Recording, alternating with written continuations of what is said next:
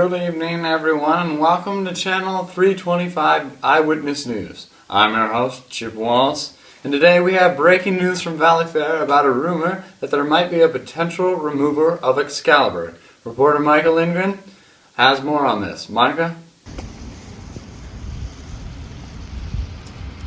Oh, me? Well, yeah, Chip, there certainly does seem to be a rumor going around that Excalibur might be going down. And it has been the case for several years now. But only I would know that because we all know I'm not dumb and I'm the smartest one on this network. So anyway, let's ask a random stranger to see if he actually gives a crap about Excalibur. Hey you! Yeah, you with the ugly hat. Do you care about Excalibur? Excalibur? What's that? You know, the coaster in the back of the park? Oh, you mean Renegade? No, Excalibur. Possibly the best steel coaster in the entire park. Oh, no, that's Wild Thing. Actually, that's the best coaster in the whole park. No, it's not. Yeah, it is. No, it's not. Yeah, it is, you dummy! Square up! I'll fight you! I'll fight you! I'll fight you!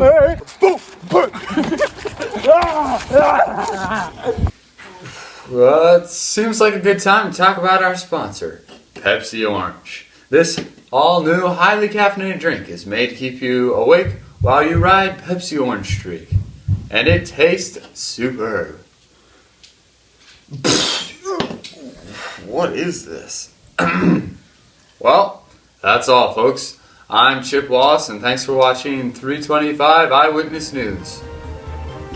Get this putrid drink out of my life.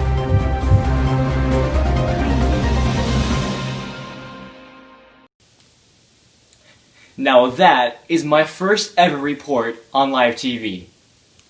It went pretty well, in my opinion. Don't worry about me, I'm fine. The other guy though, he's in the hospital. I wonder how he's doing. Nah, he's probably fine. It kinda bugged me though how the guy didn't even know what Excalibur was. Like, Excalibur is an awesome roller coaster that's so underrated. Maybe I should talk about it. Like right now.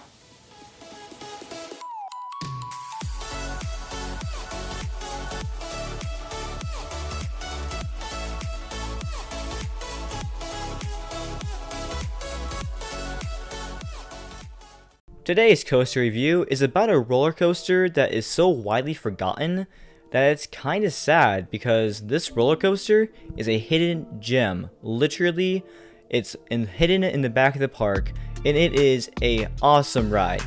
You know what I'm talking about, right? Excalibur? You know, that Aero hybrid coaster. And yes, I know there's probably going to be someone in the comment section who's going to say, Excalibur is a mine train coaster.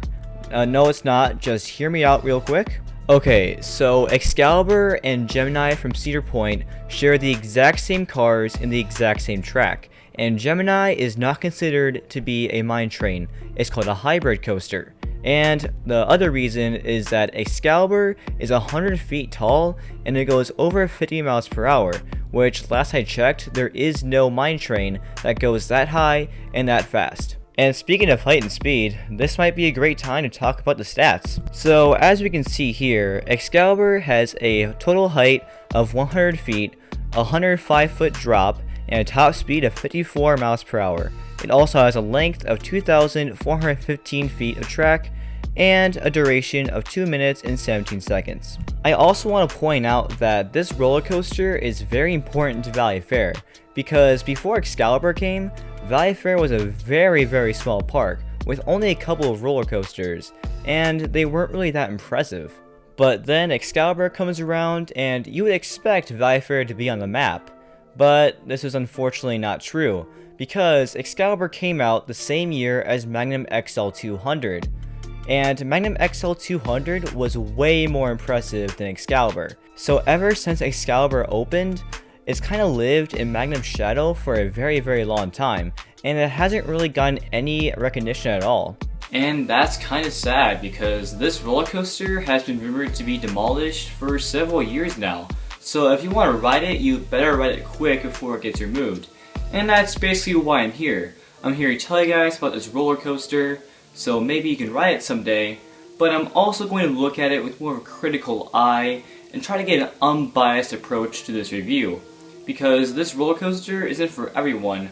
But with that said, let's get back to the main video. Alright, so let's go through the Excalibur POV, and we'll review it piece by piece. So, as we leave the station, we can see that this roller coaster is in fact all by itself in the back of the park, because you really can't see anything except if you look around on the lift hill.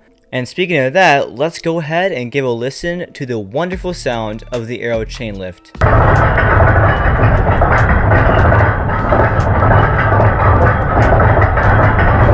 Ah yes, a lovely sound indeed.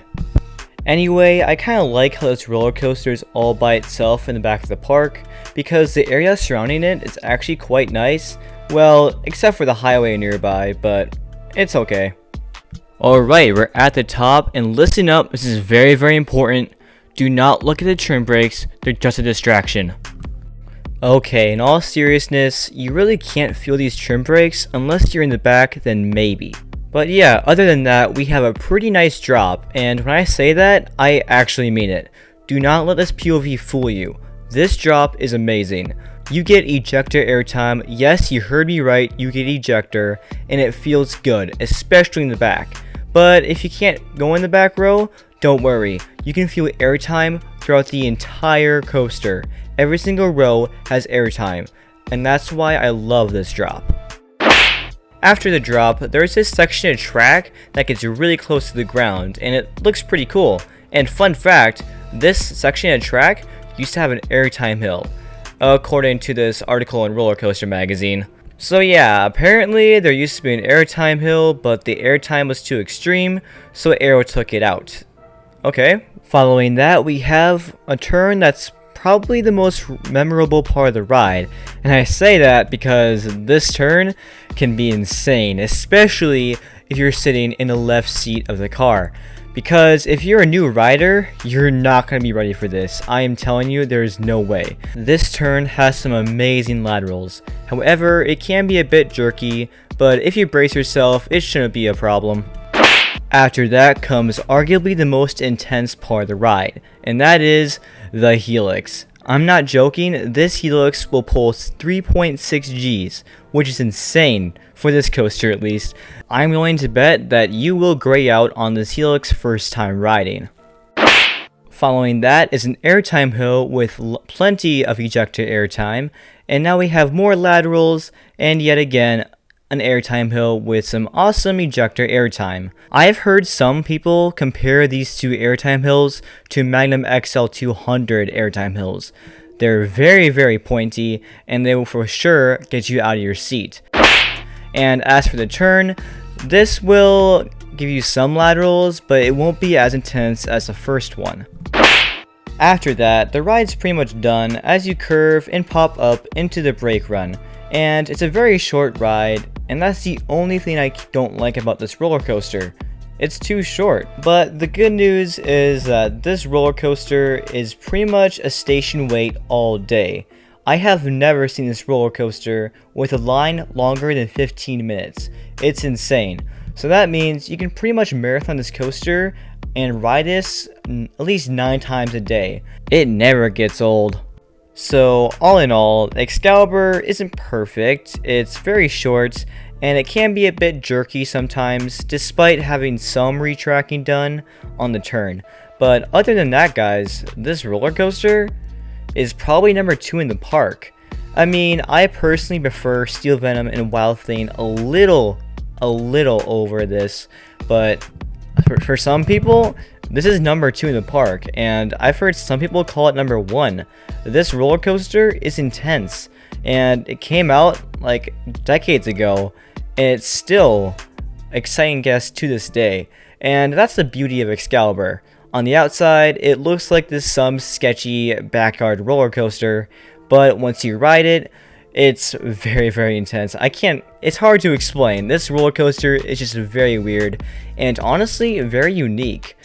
There's only one other coaster like it, and that's Gemini, but I'm willing to bet that Gemini isn't nearly as tense as Excalibur. Seriously guys, you need to ride this roller coaster. So I'm going to give Excalibur a 9 out of 10. It's an awesome ride.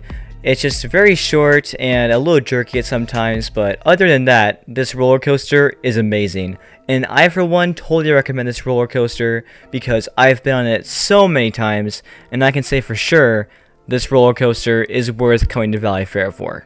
So that is Excalibur. Is it perfect? No, not really. There's some minor issues here and there, like it's kind of short and it's a little jerky sometimes, but in my opinion, this coaster is underrated and it deserves way much more praise than it actually gets. Well, and speaking of praise, Chip Wallace just sent me a text. He's probably coming to congratulate me on that excellent reporting job I did. Let's see what he says.